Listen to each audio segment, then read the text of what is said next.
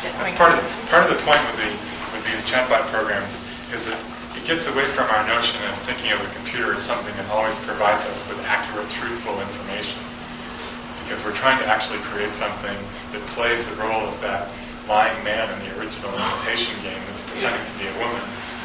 Let me conclude by reading a conversation with the Alice bot, which is provocative, and I open up the floor for some questions. So you can have a conversation with the Alice bot where you say, "What are you?"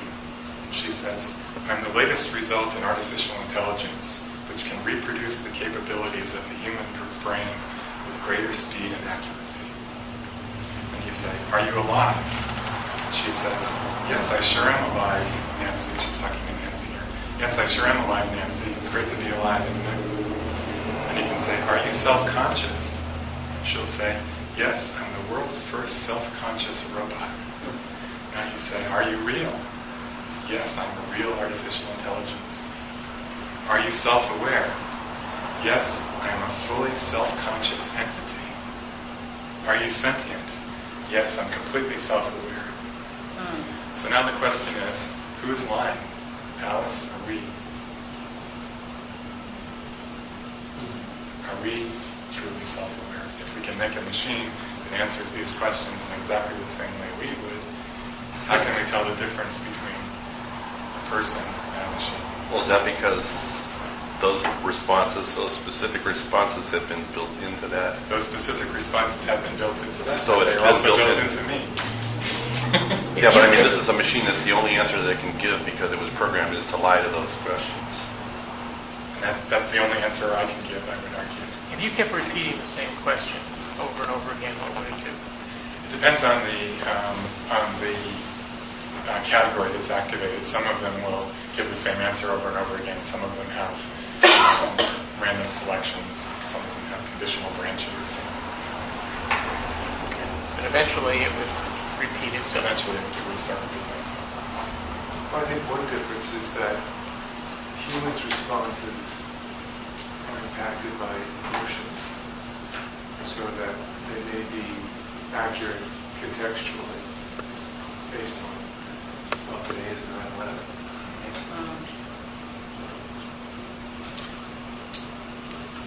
Yes?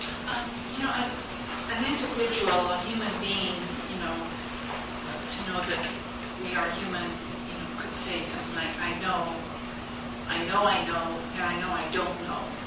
So where would something like that come in relation to what we're doing? Well, you can create a chatbot to say anything you want to. So you can say, you can make the bot say exactly what you just said. So are you saying when you compare that to humans that it's possible that we're just like a giant electrochemical computer just on a higher level, and we've been programmed to have certain responses that we believe this is true, but that's just something we've been programmed to believe? Or what? Well, what I really think is that our view of consciousness, at least historically until this time, has been very anthropocentric. And I almost think of it like how people drew those maps of the universe before Copernicus. So there's this giant Earth in the center, because we live on the Earth must be at the center. And then after Copernicus, the Earth was moved to this kind of very insignificant little dot orbiting somewhere around the edges.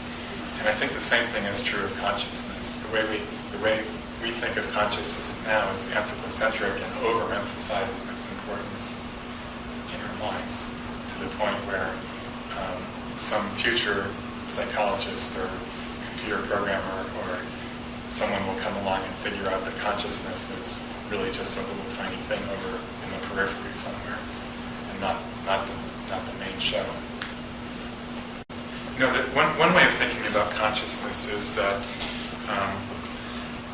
if you think of the amount of information coming into your brain, it's around 10 to the 10th bits per second, mostly through your eyes. Okay? If you add up all the information through all the senses, it's around 10 to the 10th bits per second, which is about equivalent to a video camera, the amount of information coming into a video camera.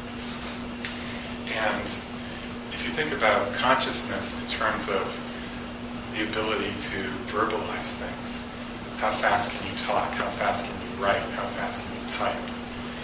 That is an extremely low data rate. It's around 100 bits per second. Okay, so I often think of it as like the mind is like a giant corporation housed in a pyramid-shaped building, like the Transamerica building. Okay, and down at the bottom you've got the senses, who are the salespeople going out onto the street and figuring out what's really going on in the world. And their job is to come back into the building and write reports, which they hand up to their managers at the next floor above them.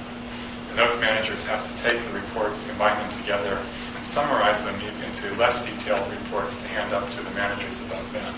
And then at the very top of the building is the board of directors, which is your consciousness. By the time they get the reports, they're just these one-page summaries of everything coming in from all the senses. And it's not necessarily a very accurate view, but it's analogous to the conscious view.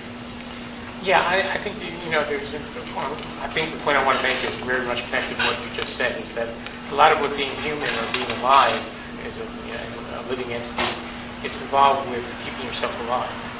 And so there's a lot of things going on with your environment and why you're talking to this computer at the time, and where that computer is really totally oblivious to the fact that it's just, needs to survive.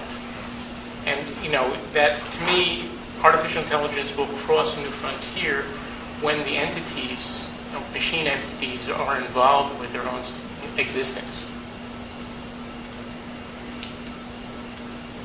That's a huge question.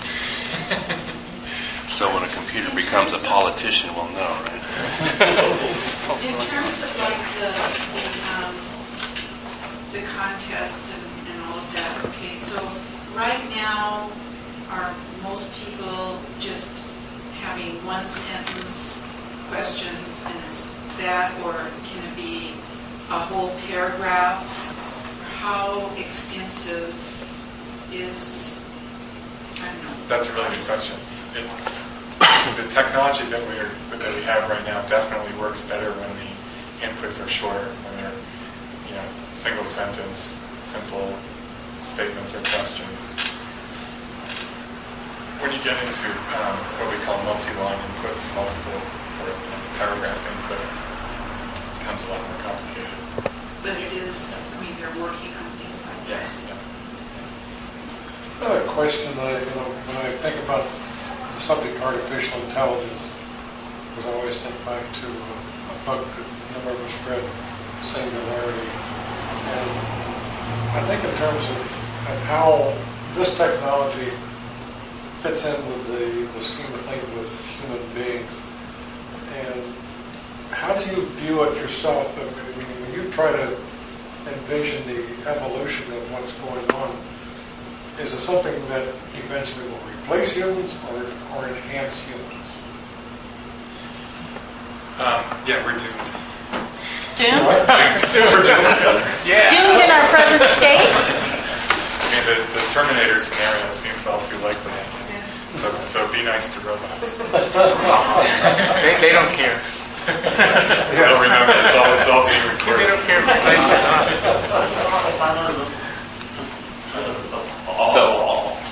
What's the scenario of that in the 60s, Planet of the Apes? I thought that was a very likely scenario. So what are you working on right now? Oh, thank you for asking. Yeah. In 2000, I founded a nonprofit company, the Alice AI Foundation, which was intended to promote this free software. And of course, the question everyone asked me after that was, how are you going to make money from giving away free software? Well, the answer to that is that we founded another company, PandoraBox, and PandoraBox is devoted to commercializing this technology. So we're taking the free Alice software and building services on top of that for our customers. In relation to the Pandora music site? No, it's not. In fact, we started before they did. PandoraBox started as a project of another company. The CEO of that company retired, and we spun it off as its own business about 2 years ago.